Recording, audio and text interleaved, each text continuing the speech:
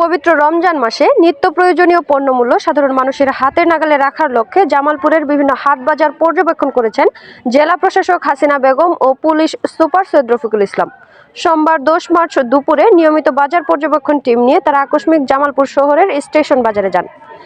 এ সময় চালের আড়ত, ডিমের আড়ত, মাছ, মাংস, সবজি, মুদি দোকান সহ কমপক্ষে 30 থেকে 40টি ব্যবসায়ী প্রতিষ্ঠান পর্যবেক্ষণ করেন তারা।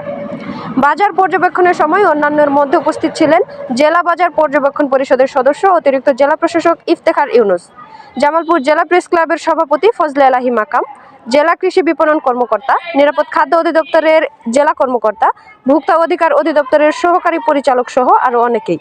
বাজার পর্যবেক্ষণ শেষে সন্তোষ প্রকাশ করে জেলা প্রশাসক হাসিনা বেগম বলেন, যে নিত্য প্রয়োজনীয় দ্রব্যাদির বাজারটি আছে, বাজারটি আমরা পরিদর্শন করেছি। পরিদর্শন করে আমরা যা দেখলাম যে বাজারে নিত্য প্রয়োজনীয় দ্রব্য পণ্যাদির সরবরাহ যথেষ্ট পরিমাণে রয়েছে। কোনো ক্রাইসিস আমাদের কাছে লক্ষ্য মনে হয়নি। তবে বাজারে আমরা যেটা তাদের সাথে আলোচনা করেছি, বিভিন্ন নির্দেশনা প্রদান করা হয়েছে।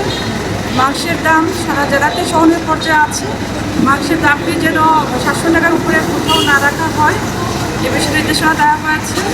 যে অন্য বিগত 2-4 বছরের তুলনায় এবছর বাজারে নিত্য প্রয়োজনীয় যে সমস্ত দ্রব্যাদি আছে সেগুলো অত্যন্ত সহনীয় এবং আমাদের সাধারণ ক্রেতা যারা আছেন তাদের ক্রয় ক্ষমতার মধ্যে আছে এবং পণ্যের প্রাপ্যতা যেটি মজুদ বলি বা অ্যাভেলেবিলিটি সেটিও এবার অত্যন্ত বেশি আছে।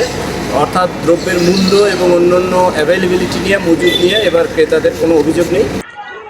সরকারের কঠোর নির্দেশনা অনুযায়ী জামালপুরের জেলা বাজার পর্যবেক্ষণ টিম সহ সংশ্লিষ্ট দপ্তর নিয়মিতভাবে বাজার পর্যবেক্ষণ করছেন। রাফিয়ানুর ঝর্ণা, জামালপুর লাইভ নিউজ ডেস্ক।